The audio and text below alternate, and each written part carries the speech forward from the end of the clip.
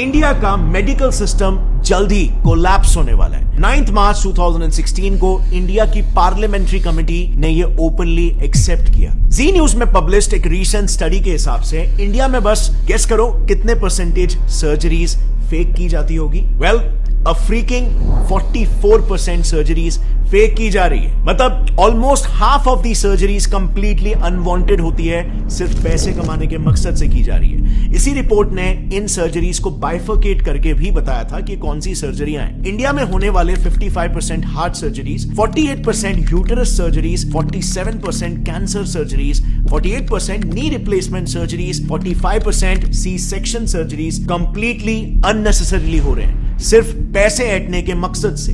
Reason सिर्फ और सिर्फ एक, कॉर्पोरेटाइजेशन ऑफ हॉस्पिटल्स, यानी कि हॉस्पिटल्स को भी कॉर्पोरेट कंपनीज की तरह टारगेट और प्रॉफिट सेंट्रिक बना देना। एक काफी इंटरेस्टिंग रिसर्च पेपर है जिसमें रिसर्चर्स ने महाराष्ट्र के टॉप हॉस्पिटल्स के 43 specialist doctors, senior government x officials और कॉर्पोरेट हॉस्पिटल्स के मैनेजर्स को तक इंटरव्यू किया, ताकि वो इन हॉस्पिटल्स में जो कंपनीज की तरह ही टारगेट बेस्ड स्ट्रक्चर चल रहा है उसे पब्लिकली एक्सपोज कर पाए। And the results were shocking. So, सबसे पहले तो सैलरीज की बात करते हैं।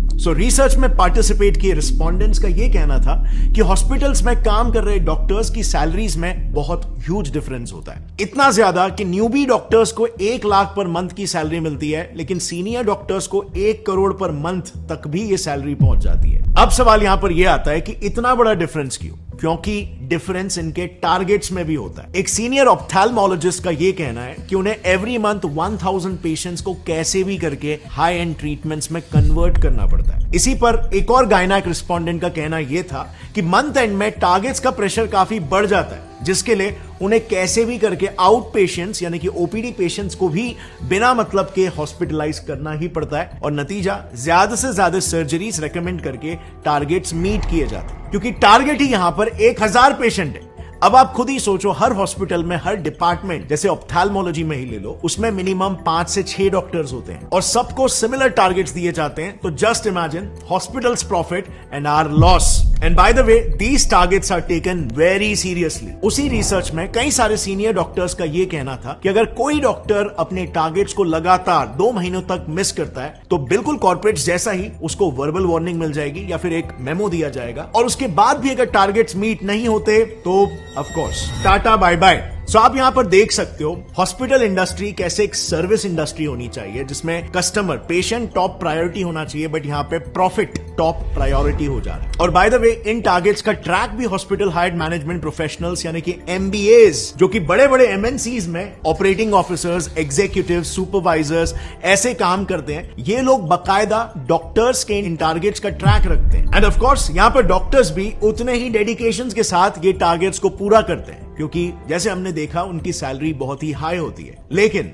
उनका ये high paying job mostly contractual basis पर होता है, एंड सो उस कॉन्ट्रैक्ट को रिन्यू कराने के लिए और उनका न्यू पे स्केल डिसाइड करने के लिए उनके पिछले साल के टारगेट्स को देखा जाता है, जो अनफॉर्चुनेटली इन डॉक्टर्स को फोर्स कर देता है इलीगल स्कैम्स तक करने के लिए। नाउ, मेडिकल फील्ड के इलीगल प्रैक्टिसेस को थरली समझने के लिए हमने ये सारा इंफॉर्मेशन 2 काफी प्रोमिनेंट डॉक्टर से लिया है। पहला है Padma Bhushan and Padma Vibhushan awardee doctor BM Hegde, जो उन्होंने एक आर्टिकल लिखा था, उस आर्टिकल का रेफरेंस है। और दूसरा रेफरेंस हमने लिया है एक बुक से called dissenting diagnosis by doctor Arun Gadre and doctor Abhay Shukla. लेकिन काफी ढूंढने के बावजूद भी हमें यह बुक ऐसे पब्लिकली अवेलेबल नहीं मिली, लेकिन हमें बिजनेस इनसाइडर का एक आर्टिकल मिल गया जिसमें उस बुक के कुछ मेन एक्सर्प्ट्स अवेलेबल है। Starting with the first scam, जो इतना घिनौना है कि इंसानियत भी काइंड ऑफ शर्मा जाए। Keeping dead patients alive. Times of India ने ऐसे कई सारे केसेस पर एक रिपोर्ट पब्लिश की है जिसमें डॉक्टर्स डेड पेशेंट्स को भी जिंदा बताकर उनके ट्रीटमेंट्स चालू रखते हैं, ताकि ज्यादा से ज्यादा पैसे बनाए जा सके, और फिर अंत में जाकर सच्चाई पब्लिक करते हैं। टीओआई में ही पब्लिश्ड एक केस में एक हॉस्पिटल ने पेरेंट्स को बिना बताए उनके 14 साल के ब्रेन डेड बच्चे को 1 महीने तक वेंटिलेटर पर रखा। 1 महीने तक जो बच्चा मर चुका था उसे जिंदा बताया गया और वेंटिलेटर पर रखा, खर्चा जनरेट किया, एंड बाद में हॉस्पिटल गिल्टी प्रूव भी हुआ, एंड उनकी फैमिली को 5 लाख रुपए कॉम्पेंसेशन के लिए दिए। अब 5 लाख रुपए मॉनेटरी कॉम्पेंसेशन तो हॉस्पिटल को देने पड़े, बट ये आप और मैं भी जानते हैं कि उस वक्त पेरेंट्स ने जब ये बात सुनी होगी, जब ये सच्चाई उन्हें पता चली होगी, तो उन पर क्या बीती होगी।